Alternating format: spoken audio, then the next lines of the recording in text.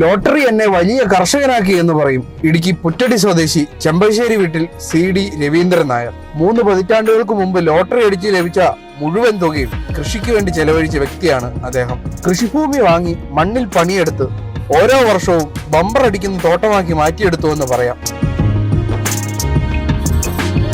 1993 Christmas ബമ്പറിന്റെ 1ാം സമ്മാനമായി ലഭിച്ച 25 ലക്ഷം രൂപയും കൃഷിഭൂമി വാങ്ങാനായി ചെലവഴിക്കുകയായിരുന്നു അദ്ദേഹം.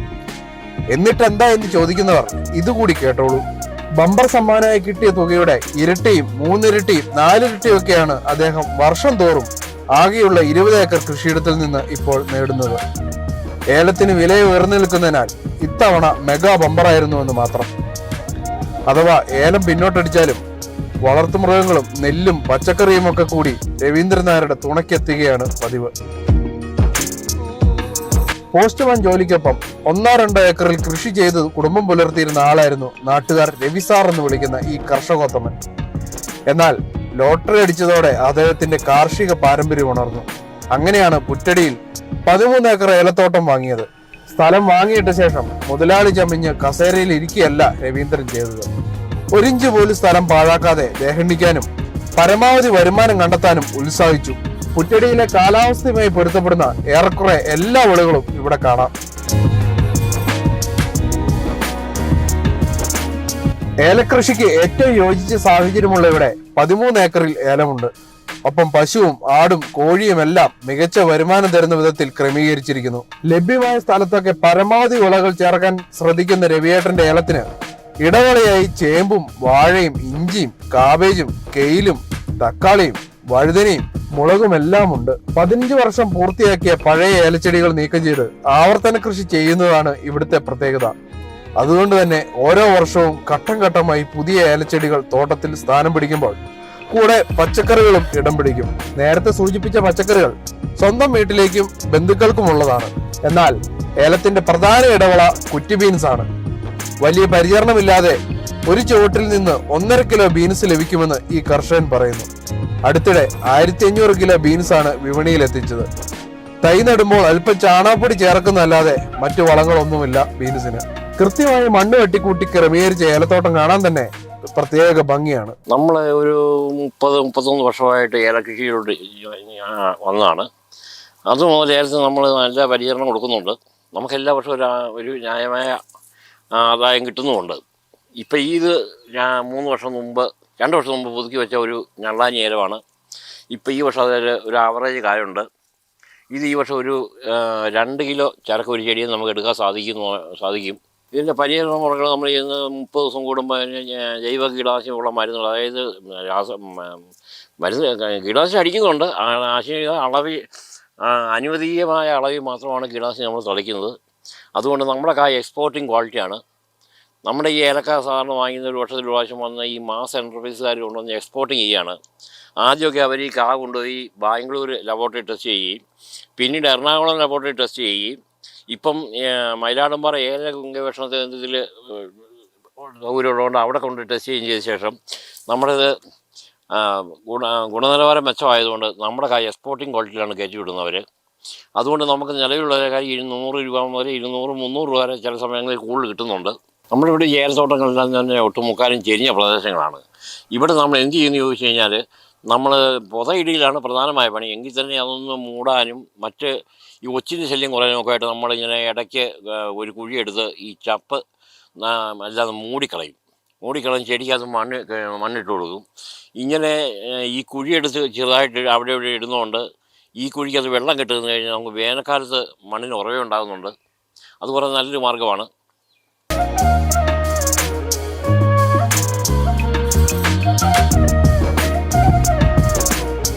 ഏലം കഴിഞ്ഞാൽ ഇവിടുത്തെ പ്രധാന താരങ്ങൾ പശുക്കളാണ്.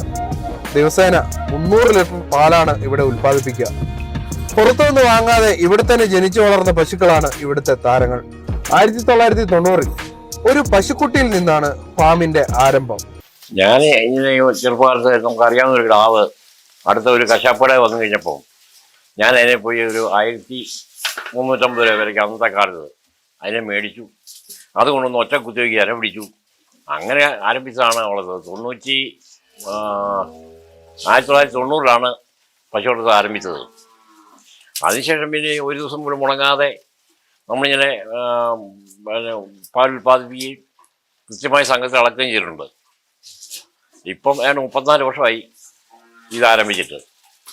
പശുക്കളെ വിലയ്ക്ക് വാങ്ങുന്നവരോട് കുറവാണ്. നമ്മൾ സാധാരണ ഇവിടെ ആക്കളെ വളർത്തിയെടുത്ത് ഒരു 24-26 മാസം ആകുന്നതിനെ കറക്കാവുന്ന രീതിയിലാണ് വളർത്തിയെടുക്കുന്നത്. തീറ്റക്രമം എന്ന് പറയുന്നത് രാവിലെ നമ്മൾ 5 മണിക്ക് കിടക്കുന്നു, കറക്കാൻ തുടങ്ങുന്നു. ആ സമയം കുറേ തീറ്റ കൊടുക്കുന്നു, വെള്ളം കൊടുക്കുന്നു. പിന്നെ ഉടനെ ഒരു 8-9 ആകുമ്പോഴേക്കും കാലിത്തീറ്റ കൊടുക്കുന്നു. പിന്നെ ഒരു 10 മണിയാകുമ്പോൾ പച്ചവെള്ളം, എല്ലാവർക്കും പച്ചവെള്ളം വേണം. കൊടുത്ത് കൂട് കഴിയുന്ന പണി തീരും. പിന്നെ 2 മണിക്കേ ഉള്ളൂ. 2 മണിക്ക് വന്നു കഴിഞ്ഞാൽ ഉച്ച കഴിഞ്ഞുള്ള വെള്ളം കൊടുക്കുകയായി, കറവയായി, തീറ്റ കൊടുക്കുകയായി. അങ്ങനെ നീളുന്നു പരിപാടി. വൈകിട്ട് 7 മണിയാകുമ്പോൾ തീരും. തുടക്കം ഇറങ്ങിയ സമയത്ത് ഒരു പശുവിനെ നമ്മൾ ഇറങ്ങി. പിന്നീട് ഒരു 3-4 വർഷം കഴിഞ്ഞപ്പോഴത്തേക്കും പശുക്കളുടെ എണ്ണം കൂടിയപ്പോൾ നമ്മളൊരു തൊഴുത്ത് വീണതു. അപ്പോൾ അതിനകത്തൊരു 11 പശുവായി. വീണ്ടും നമ്മൾ അതിന് ആക്കൾ വളർന്നുകൊണ്ട് അടുത്ത് കൊടുത്തു. അങ്ങനെ ഘട്ടം ഘട്ടമായിട്ടാണ് ഇപ്പം 3-4 തൊഴുത്ത് ആയത്.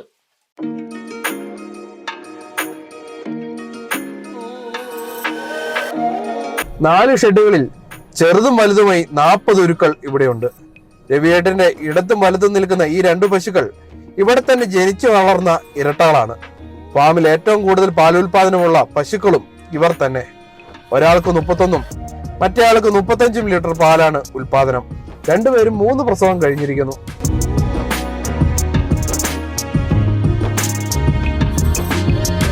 സ്വന്തമായി തീറ്റപ്പുൽ കൃഷി ഉള്ളതുകൊണ്ട് തീറ്റ ചെലവ് കുറയ്ക്കാൻ സാധിക്കുന്നു.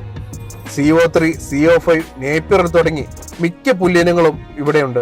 ചാഫ് കട്ടർ ഉപയോഗിച്ച് അരിഞ്ഞു നൽകാതെ നേരിട്ട് പശുക്കൾക്ക് നൽകുന്നതാണ് രീതി. കറവയ്ക്ക് മുൻപ് തീറ്റപ്പുല്ല് പശുക്കളുടെ മുൻപിലെത്തും. അവ അത് ആസ്വദിച്ച് കഴിക്കുന്നതിനൊപ്പം കറവ നടക്കും. 3 തൊഴുത്തുകളിൽ കറവ പശുക്കളെ കെട്ടിയിരിക്കുന്നു. ഇതിലൊരു ഷെഡിലെ ഉച്ച കഴിഞ്ഞുള്ള കറവ രവിയേട്ടന്റെ ചുമതലയാണ്. കന്നി പശുക്കളും ചെനയിലുള്ള കിടാരികളുമാണ് ഈ ഷെഡിലുള്ളത്. രവിയേട്ടന്റെ അത്ര തന്നെ ഉയരമുള്ള ഈ പശുക്കളൊക്കെ ഇവിടെ തന്നെ വളർന്നവരാണ്. വെളുത്തയാൾ 3 ആഴ്ച മുമ്പ് പ്രസവിച്ചു. ഇപ്പോൾ 2 നേരവും കൂടി 25 ലിറ്റർ പാലുണ്ട്. കറുത്തയാൾ 6 മാസം ചെനയിലാണ്. പശുക്കൾക്കൊപ്പം ആടുകളും ഇവിടെയുണ്ട്. യമുനാപേരി, ബീറ്റൽ, മലബാറി ഇനങ്ങളും അവയുടെ സങ്കരങ്ങളുമായി 30ഓളം ആടുകളാണ് ഇവിടെയുള്ളത്. 2 ലിറ്ററോളം പാലുൽപാദനമുള്ള ആടുകളുടെ മുഴുവൻ പാലും കുട്ടികൾക്ക് കുടിക്കാൻ നൽകുകയാണ്. അതുകൊണ്ട് തന്നെ മികച്ച വളർച്ചയുണ്ട്. 6 മാസം പ്രായമായ ഒരു ആട്ടിൻകുട്ടിക്ക് 12,000 രൂപ വരെ ലഭിക്കുകയും ചെയ്യും. രാവിലെ ആടുകൾക്ക് തീറ്റ കൂട്ടിൽ തന്നെയാണ്. ഉച്ചകഴിഞ്ഞ് 2 മണിയോടെ എല്ലാവരെയും പുറത്തിറക്കും. തൊഴുത്തിന് സമീപം പ്രത്യേകം കെട്ടിവെച്ച് കൊടുക്കുന്ന തീറ്റപ്പുല്ല് അവ വയറ് നിറയെ കഴിക്കും. വൈകുന്നേരത്തോടെ തിരികെ കൂട്ടിലേക്ക്. 5 വർഷം മുമ്പാണ് രവിയേട്ടൻ മുട്ടക്കോഴി പരിപാലനത്തിലേക്ക് കൂടി കൈവച്ചത്. വീടിനോട് ചേർന്നുള്ള ഷെഡിലെ ചെറുകൂടുകളിൽ 400 BV380 ഇനം കോഴികൾ വളരുന്നു. ഇവയിൽ 350 എണ്ണം മുട്ടയിടുന്നവയാണ്. ശരാശരി 300 മുട്ടകൾ ദിവസം ലഭിക്കും. ഈ മുട്ടക്കോഴി ഫാമിലെ മുട്ട എന്ന് പറയുന്നത് 300 എണ്ണം ഉൽപ്പാദിക്കുന്ന മുട്ട നമ്മൾ പ്രാദേശികമായി 8 രൂപ വിലയ്ക്കും, ബാക്കി വരുന്ന മുട്ട നമ്മുടെ സമീപ പ്രദേശ കടകളിൽ നമ്മളത് ഹോൾസെയിലായിട്ടും കൊടുക്കുകയാണ് ചെയ്യുന്നത്. അത് 7 രൂപ വരെയാണ് നമുക്ക് കിട്ടുന്നത്. അത് കുഴപ്പമില്ല, നഷ്ടമില്ലാതെ പോകുന്നുണ്ട്. അതിന് മുട്ടയ്ക്ക് ഒത്തിരി ആവശ്യക്കാർ കൂടുതലാണ്. നമ്മുടെ മുട്ട ഏത് കടയിൽ കൊടുത്താലും ആ മുട്ട വിറ്റ് തീരാതെ വേറെ ഒരു മുട്ടയും വിൽക്കത്തില്ല. അതുപോലെ ആവശ്യക്കാരുണ്ട്. വാങ്ങിക്കുന്ന ആൾക്കാർ 50-100 വാങ്ങിക്കും. പിന്നെ അത് കൂടാതെ ഇവിടെ നിന്ന് നാട്ടിൽ പോകുന്ന ആൾക്കാർ, ബന്ധുവീടുകളിൽ പോകുന്ന ആൾക്കാർ, ബാംഗ്ലൂർ പോലുള്ള സ്ഥലങ്ങളിൽ പഠിക്കാൻ പോകുന്ന കുട്ടികൾ, ഇവരെല്ലാം 50-100 വീതം കൊണ്ടുപോകുന്നുണ്ട്. പിന്നെ ഇവിടുന്ന് ആലപ്പുഴ ജില്ലയിലേക്ക് പക്ഷിപ്പനി വന്ന സമയത്ത് ഇവിടുന്ന് നല്ല രീതിയിൽ മുട്ട കൊണ്ടുപോയ ആൾക്ക് ബന്ധുക്കൾക്ക് കൊടുക്കാൻ വേണ്ടി. അപ്പം അങ്ങനെയൊക്കെ മുട്ട കയറി പോകുന്നുണ്ട്. ഒരു കൃഷിയിടമായാൽ അല്പം നെല്ലുകൂടി ഉണ്ടെങ്കിൽ അടിപൊളിയല്ലേ. കുന്നിൻചെരുവിൽ ഏലത്തോട്ടത്തിന്റെ നടുവിലാണ് രവിയേട്ടന്റെ വീട്. അവിടെ മുറ്റത്ത് നിന്ന് നോക്കിയാൽ താഴെ വിളഞ്ഞു നിൽക്കുന്ന നെൽപ്പാടം കാണാം. 5 ഏക്കറിലാണ് നെൽകൃഷി. കാരേജിലെ നാടൻ നെല്ലിനുമായ പാൽത്തോണിയും ത്രിവേണി എന്ന ഇനവും ഇവിടെ കൃഷി ചെയ്യുന്നു. ഈ 2 കൃഷി ചെയ്യുന്ന സ്ഥലമായതുകൊണ്ട് ഇടവമാസം മിഥുനമാസത്തിലും അതുപോലെ തന്നെ വൃശ്ചികം ധനുമാസത്തിലുമാണ് കൃഷി ചെയ്തുകൊണ്ടിരുന്നത്. ഇപ്പോൾ 2 കൃഷിയുള്ള വേനൽക്കാലത്ത് വെള്ളം കിട്ടുകയില്ലാത്തതുകൊണ്ട് ഒരു കൃഷിയാക്കി ചുരുക്കി. അപ്പോൾ ഇത് നട്ടതെന്ന് പറയുന്നത് ഓഗസ്റ്റ് മാസത്തിലാണ് ഈ നെൽകൃഷി ആരംഭിച്ചത്. അതുകൊണ്ട് പിന്നെ വലിയ വെള്ളപ്പൊക്കവും ഒക്കെ ഉള്ള കാലഘട്ടം കഴിഞ്ഞ് കഴിഞ്ഞാൽ വലിയ ദോഷമൊന്നും വന്നില്ല.